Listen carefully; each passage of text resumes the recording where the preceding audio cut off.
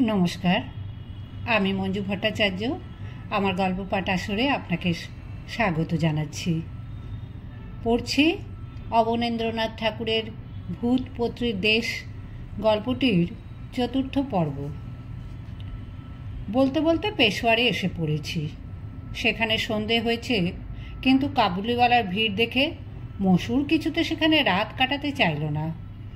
আমি কত বোঝালুম যে এখানের ইংরেজের রাজ্য, কাবুলিদের কিছু উৎপাত করার জো নেই, কিন্তু মসুর কিছুতে বুঝলে না। কাজেই আরও এগিয়ে উড়ে চলতে হলো। একেবারে দিল্লির কুতুব মিনারে এসে শতরঞ্চি নামলুম। মসুরটা এমনই ভয় পেয়েছে যে দিল্লির চাঁদনি চকে গিয়ে 2টো দিল্লির লাড্ডু কিনে আনতেও তার সাহস হলো না। কি করি? আমরা কুতুব মিনারের চূড়োয় শতরঞ্চি বিছিয়ে শুয়ে পড়লুম। চাঁদ না উঠলে অন্ধকারে আর ওড়া যাবে না। রাত 9টার সময় চাঁদ উঠল। অত বড় চাঁদ, এমন পরিষ্কার চাঁদ হিন্দুস্তান ছাড়া আর কোথাও দেখা যায় না। এই চাঁদনিতে দিল্লির চাঁদনি আলো হয়ে গেছে। রাস্তায় সব লোক বেরিয়ে হাওয়া খাচ্ছে, গান বাজনা করছে। মসুর দেখি দিল্লির জুমা মসজিদের দিকে হাঁ করে তাকিয়ে আছে। দেখছো কি মসুর? হুজুর, এমন মসজিদ কোথাও দেখিনি। তবু মসুর, ও রাতখানা রেল কোম্পানি ভেঙে উড়িয়ে দিয়েছে। ওটা কি হুজুর? ওটা শাহজাহান বাদশার কেল্লা। ওখানে একটা দরবার ঘর আছে। সে দেখলে চোখ ঠিকরে যেত, এত হিরে মানিক দিয়ে সেটা সাজানো ছিল। সেইখানে ময়ূর সিংহাসনে বাদশারা বসে দরবার করতেন। ছিল বলছেন কেন হুজুর? এখন কি সেসব নেই? না মসুর, শুনেছি ময়ূর সিংহাসন নাদির শাহ কেড়ে নিয়ে কাবুলে চলে গেছে। আর দেওয়ালে যেসব হিরে পান্না ছিল তা মোগল বাদশারা বাড়ি ছাড়বার পর কাঁচ হয়ে গেছে। আসল কথাটা কি জানো মসুর? ও দেওয়ালে কাঁচই লাগানো ছিল, কিন্তু মোগল বাদশার ভয় লোকে বলতো সেগুলো হিরে মানিক। নইলে অত টাকা গরিব হিন্দুস্তানের বাদশাহ শাহজাহান কি করে পাবে? এ কি বোগদাদের বাদশাহ হারুন আল রশিদ যে ঘরখানা হিরে দিয়ে মুড়ে ফেললে? আমি বেশ জানি মসুর, বুড়ো শাহজাহান এক তাজমহল আর ময়ূর সিংহাসন তৈরি করতে সব টাকা যা কিছু তার বাপদাদা জমিয়ে গিয়েছিল ফুঁকে দেয়। সেই রাগে তার ছেলে ঔরঙ্গজেব তাকে কয়েদ করে সিংহাসনে কেড়ে নেয়। এ আমার উজির জামাইয়ের নিজের মুখে শোনা, নিজের কানে শোনা। জানো মসুর? মসুর দেখি ঘুমিয়ে পড়েছে। আমার কিন্তু ঘুম আসছে না। দিল্লির হাওয়া বড় গরম লাগছে। আমি আস্তে আস্তে কুতুব মিনারের ওপর থেকে নেমে বাদশাদের একটা তহখানার ভেতরে গিয়ে ঢুকেছি। মাটির নিচে তহখানা, তার চারিদিকে জলের ফোয়ারা। এখন আর ফোয়ারার জল উঠছে না, কিন্তু তবু ঘরখানি বেশ ঠান্ডা। খানিক বসে থাকতে থাকতে শুনছি ঢং ঢং করে রাত 12টা বাজলো। অমনি দেখি সব ফোয়ারাগুলি খুলে গেছে আর ফরফর করে গোলাপ জলের ছিটে আমার গায়ে পড়ছে। তখখানার মাঝখানে একটা মখমলের বিছানা ছিল। আমি তারই ওপর শুয়ে একটু চোখ বুজেছি, আর দেখি বুড়ো ঔরঙ্গজেব একটা লাঠি ধরে ঠক ঠক করে সে হাজির। এসেই আমাকে লাঠির খোঁচা দিয়ে বলছে, কন হ্যাঁ রে? আমিও অমনি তার মুখের ওপর শুনিয়ে দিয়েছি, তুম কন হ্যাঁ রে? हम हिंदुस्तान के मालिक औरंगजेब बादशाह है। मैंने तुर्किस्तान के पासा हारून अल रशीद नवाब खंजा खा खाजहान ई जहांदार सा बादशाह बगदादी हूँ। आओ लड़ेंगे, आओ लड़ो। বলেই আমরা দুজনের তাল ঠুকতে ঠুকতে পাঞ্জা কষতে কষতে একেবারে কুতুব মিনারের ওপরে এসে হাজির। সেখানে এসে বুড়ো ঔরঙ্গজেবটা আমাকে এমনি চাপটে ধরেছে যে ফেলে আর কি ঠেলে ওপর থেকে নিচে। এমন সময় মসুর ছুটে এসে মেরেছে তার মাথায় এক কিল। যেমন কিল মারা অমনি তার পাগড়িটা পড়েছে ঠিকরে লাহোরের কেল্লায়। সেখানে রঞ্জিত সিং খাটিয়া পেতে ছাতে ঘুমোচ্ছিল। পাগড়িটা পড়বি তো পর একেবারে তার মুখের ওপরে, আর পাগড়ির কোহিনূর হিরেটা গেছে তার একটা চোখে বিঁধে। এদিকে ঔরঙ্গজেবটা তার খালি মাথায় হাত বুলুচ্ছে, ওদিকে রঞ্জিত সিং এক গাল হাসতে হাসতে কোহিনূর হিরেটার দিকে এক চোখে চেয়ে আছে। আর আমরা শতরঞ্চি চালিয়ে একেবারে আগ্রায় এসে হাজির হয়েছি। দেখি তাজ বিবির কবরটার চারদিকে বুড়ো শাহজাহানটা কেঁদে কেঁদে ঘুরে বেড়াচ্ছে। সেখান থেকে সোজা ফতেপুর সিকরির দিকে শতরঞ্চি চালিয়ে দিলুম। আমার ছেলেবেলার বন্ধু আকবর সেখানে পঞ্চমহলের ওপরে বসে চতুরঙ্গ খেলায় মত্ত ছিল। আমাকে দেখে ভারী খুশি। এসো ভাই বগদাদি বলে আমায় পাশে বসালে। তার সঙ্গে এক পাঠশালায় পড়া, তাই সে আমাকে বলে বগদাদি, আমি বলি তাকে আগারওয়ালা। অনেক দিনের পর দুজনের দেখা। দেখি আকবর কেমন বুড়িয়ে গেছে, চুল সব সাদা হয়ে গেছে, গোঁফ দাড়ি সব ফেলে দিয়ে লোকটা কেমন যেন কাঠখুট্টা রকমের দেখতে হয়ে গেছে। তার আর সে চেহারা নেই। দুজনে অনেকক্ষণ ছেলেবেলার গল্প করে আমি বলুম, তবে এখন আসি ভাই, অনেক দূর যেতে হবে। আহ বসো না, মসুর কিছু খেয়ে নিক। ওরে মসুরকে ভালো করে খাইয়ে দাইয়ে নিয়ে আয়। আর ভাই, বুড়ো বয়সে মনে সুখ নেই। বড় ছেলে জাহাঙ্গীরটা হয়েছে বেজায় মাতাল, কাজকর্ম কিছুই দেখে না। সেই এলাহাবাদের কেল্লায় বসে কেবল টাকা ওড়াচ্ছে। ভেবেছিলাম নাতি শাহজাহানটা একটা মানুষের মতো মানুষ হয়ে বংশের নাম রাখবে, কিন্তু ভাই আমার কপালের দোষে নাত বউ মরেই তো স্ত্রীর শোকেও সেও গেল পাগল হয়ে। ঔরঙ্গজেবটা এদিকে চালাক চতুর, কিন্তু হিন্দুদের ওপর তার বিষ দৃষ্টি। হিন্দু প্রজা নিয়েই আমার কারবার, অথচ তাদেরই সে চটাতে চায়। এমন করলে কি রাজত্ব থাকে দাদা? আমি সে 16 বছর থেকে আজ পর্যন্ত যা কিছু জমি জমা টাকা কুড়ি করেছি সব আমার কটা নাতিপুতি মিলে বরবাদ করলে দেখছি। কি যে করব ভেবে পাই না। এখন ভালোই ভালোই মানে মানে মরতে পারলে বাঁচি ভাই বগদাদি। আমি বললাম, দেখো জাহাঙ্গীর, যতই মাতাল হোক ও তোমার রাজ্য একরকম চালিয়ে নেবে। শাহজাহানও যতই পাগলামি করুক, কিন্তু দেখো একদিন তোমার নাম রাখবে। ছেলেটি বেশ ধীর, শান্ত, বুদ্ধিমান, কিন্তু ওই যে তোমার শাহজাহানের ছেলে ঔরঙ্গজেবটি, ওটি ভাই তোমার গোলাপবাগে কাঁটা গাছ। ও তোমার ভিটের ঘুঘু চড়িয়ে ছাড়বে। আমার সঙ্গে পথে আসতে তার দেখা হয়েছিল, একেবারে গোয়ার। আমি বেশ করে তাকে শিক্ষা দিয়ে এসেছি। বেশ করেছো ভাই বগদাদি, তুমি শিক্ষা না দিলে আর দেবে কে? দেখো তুমি তো এলাহাবাদ হয়ে যাবে, পারো তো জাহাঙ্গীরটাকে একটু বুঝিয়ে সুঝিয়ে মদ খাওয়াটা ছাড়ে, যাতে সে এখানে এসে একটু কাজকর্ম দেখে, সেইটা করো ভাই। আচ্ছা তাই হবে বলে মসুরকে নিয়ে আবার শতরঞ্চি উড়িয়ে চললুম যমুনার কিনারা দিয়ে। যাবার আগে আগারওয়ালা ছেলেদের জন্য একরাশ পাথরের খেলনা শতরঞ্জিতে তুলে দিলে। তখন রাত প্রায় 2টো। এলাহাবাদে পৌঁছেছি। ভেবেছিলাম জাহাঙ্গীর ওরা সব ঘুমিয়ে পড়েছে, কিন্তু গঙ্গা যমুনার ওপরে নৌকোর পুলের কাছে এসে দেখি কেল্লাটা একেবারে আলোয় আলোময়। একরোজ থেকে মদের গন্ধ, গান বাজনার আওয়াজ আর আতর গোলাপের খুশবু পাওয়া যাচ্ছে। কেল্লা একটা জলসা দেখে আমাকেও একটু সেজে গুজে ফিটফাট হয়ে নিতে হলো। তারপর একেবারে গিয়ে জাহাঙ্গীরের খাস মজলিসে হাজির। জাহাঙ্গীর আমাকে দেখেই থতমত খেয়ে গেল। তাড়াতাড়ি আমার হাত ধরে একেবারে নূরজাহানের কাছে নিয়ে বলল, অনেক পথ এসেছেন, এইখানে বিশ্রাম করুন।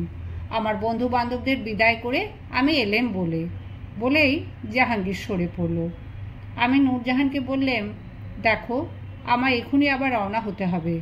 জাহাঙ্গীরের সঙ্গে আজ রাতে আর দেখা হবার সম্ভাবনা নেই, কালও হয় কিনা সন্দেহ। তোমায় একটি কথা বলে যাই, জাহাঙ্গীরকে একটু সাবধান হয়ে সমঝে চলতে বলো, নইলে তোমার শ্বশুর তাকে ত্যায্যপুত্র করবেন বলেছেন। তোমার শ্বশুর আমাকে এই পাথরের খেলনাগুলো দিয়েছেন, এগুলো তুমি নিয়ে খেলা করো, আমি এসব নিয়ে কী করব। এখন তবে আসি বলে আমি আবার শতরঞ্চি চালিয়ে দিলুম। মসুরটাকে আমি গাধা বলি, কিন্তু সে একেবারে নির্বুদ্ধি নয়। এরই মধ্যে সে জাহাঙ্গীরের ভিন্ডিখানা থেকে পোয়াটা খাস অম্বুরির তামাক জোগাড় করেছে। মসুরটাকে বাহাদুরি দিতে হবে, কিসে আমার কষ্ট না হয় সেদিকে তার খুব নজর আছে। ভোর নাগাদ একটু চোখ বুঝেছি কিনা অমনি মসুর, হুজুর দেখুন দেখুন বলে ঠেলে তুলেছে। দেখছি ডানা উঠলে পিঁপড়েগুলো যেমন মাটি ছেড়ে ঘুরে ঘুরে আকাশের দিকে ওঠে, তেমনি দলে দলে ষাঁড় হু হু করে উত্তর দিকে উড়ে চলেছে, আর দক্ষিণ দিকে কেবল গাধা টঙস টঙস করে লাফাতে লাফাতে চলেছে। এটি আশ্চর্য ব্যাপার, এত গরু, এত গাধা আসে কোথা থেকে? দূরবীনটা চোখে লাগিয়ে দেখছি একটা নদী আধখানা চাঁদের মতো বেঁকে চলেছে, তারই দুই পারে দুই শহর। একটা শহরে কেবল হিন্দুদের মঠ আর মন্দির, পূজারি, পাণ্ডা, গুন্ডা আর সন্ন্যাসীর আড্ডা, আর একদিকে কেবল যত মোটা মোটা লক্ষপতি ক্রোড়পতি, তাদের বড় বড় মোটা মোটা থাম দেওয়া বাড়ি আর যত টিকিধারী সভা পণ্ডিতের বাসা। এই দুই শহরের মাঝে দুটো বড় বড় চিতা জ্বালানো রয়েছে, আর শহরের যত লোক দিন রাত কাঠের বোঝা তেলের কুপো এনে সেই চিতায় ঢালছে। যেমন একবার আগুন দাউ দাউ করে জ্বলে উঠছে, আর অমনি লোকগুলো তাতে গিয়ে ঝাঁপিয়ে পড়ছে, আর অমনি একদল গরু হয়ে বেরোচ্ছে, আর অন্য দল গাধা হয়ে দৌড় দিচ্ছে। এমন সময় দেখি দুপার থেকে দুটো হিঁদুদের বুজরু আমাদের হাত নেড়ে ডাকাডাকি করছে, গোলকে যাবে গো, গন্ধর্বলোকে যাবে গো। জাফারের মুখে শুনেছিলাম এরা নতুন মানুষ পেলেই ভেড়া বানিয়ে দেয়। আমি আর তাদের দিকে না দেখে বোঁ করে শতরঞ্জি চালিয়ে দিয়েছি, একেবারে গঙ্গা পার হাওড়ার পুল কলকাতার হাজির। মসুরটা তো আজব শহর কলকাতা দেখবার জন্য ব্যস্ত হয়ে পড়েছে, কিন্তু আমি মসুরকে বললুম, এখানে বুজরুগি বড় কম চলে না, মানুষ ধরে এরা পাঁঠা করে রাখে, আর সময় মতো সেগুলোকে বলি দিয়ে বাজারে তাদের মাংস বিক্রি করে, নিজেরাও পাঁঠার ঝোল রেঁধে খায়। বলতে বলতে দেখি দলে দলে ছেলে বুড়ো যত বাঙালি, কেউ কানে কলম গুঁজে, কেউ কেতাব বগলে, ওই দেখা যায় বরানগর, সামনে কাশীপুর, কলকাতা কদ্দূর। বলতে বলতে ছুটে এসে এক একটা বড় বড় কেতাবখানা দপ্তরখানায় গিয়ে ঢুকছে বেশ মনের ফুর্তিতে, কিন্তু বেরিয়ে আসছে দেখি এক একটা বোকা ছাগল। মসুর জানে একে বলে কামরূপ কামাখ্যার ভেলকিবাজি, আর এই শহরের বাংলার যত বড় বড় বুজরুগের আসল আড্ডা। ওই দেখো গড়ের মাঠে একটা জাদুঘর, আর ওই আলিপুরে একটা চিড়িয়াখানা, আর ওই পূর্ব দিকে দিঘির ধারে একটা গোলামখানা। আলিপুরে মানুষ পাঁঠা জিয়ানো থাকে, ওই গোলামখানায় তাদের পোষ বানায়, আর মরবার পরে ওই জাদুঘরে তাদের হাড়গুলো আর ছালগুলো জমা রাখে। এখানে পা দিয়েছ কি বোকা বনেছ? বলেই আমি একদণ্ড আর সেখানে না থেকে একেবারে কালাপানির দিকে শতরঞ্জি চালিয়ে দিলুম। আকাশের ওপর দিয়ে পাখির মতো শোঁ শোঁ উড়ে চলেছি, দেখি বাংলাদেশের বুজরু তাদের দূরবীনগুলো উঠিয়ে আমাদের দিকে কটমট করে তাকিয়ে আছে। কাজটা ভালো হলো না মসুর, সবাই আমাদের দেখে ফেললে। এতক্ষণে কালাপানিতে টেলিগ্রাম গেছে যে আমরা ওই মুখেই চলেছি, সেখানে গেলেই পুলিশ লাগবে পেছনে, তখন সিন্ধবাদী হিরেটাই দখল করা শক্ত হবে। মসুর এসো, এইখানে নেমে পড়া যাক, এইখান থেকে বেশ বদলে রেলে করে উড়ে সেই মন্দির পর্যন্ত যাওয়াই ভালো। বলে আমরা রূপনারায়ণ নদীর ধারে নেমে তল্পি তল্পা বেঁধে হেঁটে গিয়ে রেলে চড়লুম। আমি হলুম হীরানন্দ বাবাজি, আর মসুর হলো কিচকিন্দা, আমার উড়ে চালা। গাড়িতে দেখি কেবল মারওয়াড়ি, মাদ্রাজি আর বাঙালি। বাবাজি দেখে তারা আমাকে আদর করে বসালে, কত কথা পুষতে লাগলো, জবাব দিতে পারিনি। কাজেই আমি সাজলুম বোবা, আর মসুর হলো কালা, আর কোনো গোল রইল না। 6 মাস পুরীতে আছি, রোজ মন্দিরের চারিদিকে ঘুরে বেড়াই, কিন্তু চূড়োর ওপর কোথায় যে সিন্ধবাদের সিন্দুকটা গিয়ে আটকে আছে তার সন্ধান পাইনি। শেষে একদিন একটা ফন্দি মাথায় এলো। মসুরকে বললুম, দেখ মসুর, প্রায় দেখি একটা লোক ওই মন্দিরের চূড়োয় নিশেন বাঁধতে ওঠে, তুই ওদের দলে ভিড়ে যদি একদিন মন্দিরের চূড়োয় গিয়ে বেশ করে সিন্দুকটা কোথায় আছে দেখতে পারিস, তবে তোকে একখানা হিরে বকশিস দেব। মসুর প্রথমে কিছুতেই রাজি হয় না, বলে পড়ে মরবো কর্তা, কিন্তু শেষে দেখি একদিন গেছে। বেশ করে চূড়োটা দেখে মসুর এসে বলছে, কর্তা সিন্দুক এখানে নেই, ওই চূড়োর ওপর থেকে 20 ক্রোশ তফাতে আর একটা মন্দির দেখা যায়, সেইখানে আমি স্পষ্ট দেখলুম সিন্দুকটা যেন পাথরের গায়ে ঝুলছে, কিন্তু অনেক দূরে কর্তা। এইখান থেকে বালির ওপর দিয়ে ঠিক সোজা একেবারে পূব মুখ যেতে হবে কর্তা। মসুরের কথাই ঠিক। আর 6 মাস দেখছি এই কালাপানি দিয়ে কত জাহাজ এলো গেল, কিন্তু একটি পেরকও দেখলুম না যে এই মন্দিরে এসে লাগলো। সেই দিনই রাত্রে 17 উড়িয়ে একেবারে মসুরের সেই মন্দিরে হাজির। গিয়ে দেখি মন্দিরে সব আছে, কেবল চুরুটি নেই। যা সর্বনাশ হয়েছে মসুর, সিন্দুক সরিয়ে ফেলেছে মসুর। এত কষ্ট করে আসা সব বৃথা হলো মসুর বলেই আমি অজ্ঞান। কর্তা গো কী হলো বলেই মসুরও অচৈতন্য। যখন আবার চোখ খুলেছি দেখি একটা ছোট ঘরে কে আমাদের বন্ধ করে গেছে, একটি পিদিম আর 1 ঘড়া জল দিয়ে। দেখি পিদিমের কাছে একটা বাক্স রয়েছে। বাক্সটা লোহার আর তার উপরে পেতল দিয়ে লেখা রয়েছে সিন্ধবাদ। তাড়াতাড়ি বাক্সটা টেনে নিয়ে খুলতে যাব, দেখি পকেটে চাবিটা ছিল, সেটাকে চুরি করেছে। মসুর, চাবি নিলে কে? নিশ্চয়ই তোর কাজ। না কর্তা, চাবি তো আমি নিইনি। মিথ্যেবাদী পাজি বলেই সেই লোহার বাক্সটা ছুঁড়ে মেরেছি। যেমন মারা আর অমনি মসুর বাপরে বলে ঘুরে পড়া, আর বাক্সটা খটাং করে খুলে এক বেগদা মানুষ বেরিয়ে এসে আমার সম্মুখে দাঁড়ালো। এ কি সিন্ধবাদ যে, হাতে তা সেই চাবিকাঠিটি। সিন্ধবাদ সামনে এসেই বলছে, কি হারুন আল রশিদ, হীরানন্দ বাবাজি সিন্ধবাদের হিরে পেলে কি? চাবিটা তো তার পেট থেকে খুঁজে বার করলে, এখন হিরোগুলোও বার করো। আমার সঙ্গে তামাশা বলেই যেমন সিন্ধবাদকে ধরতে গেছি আর সে একেবারে চম্পট, যেন নিভে গেল। আমার বড় ভয় হলো। এত বুজরুগি কাটিয়ে শেষে কি উড়ে বুজরুগের পাল্লায় পড়লুম। মসুর, কথা কোস না যে। ও মসুর, মাথার ওপরে চামচিকে কিচকিচ করে বলছে, মসুর কি আর আছে? সে কালো কিচকিন্দে মুড়ে ভূত হয়ে গেছে। এই অন্ধকারে তোমাকেও ভূত হয়ে থাকতে হবে বলেই চিকচিক করে আমার চারিদিকে অন্ধকারে উড়ে বেড়াতে লাগলো। মসুরটা হঠাৎ মরে গিয়ে আমায় ভারী বিপদে ফেলে গেল। তার মতন এমন নেমখারাম চাকর আমি দেখিনি। রাগে দুঃখে আমি গুম হয়ে বসে আছি।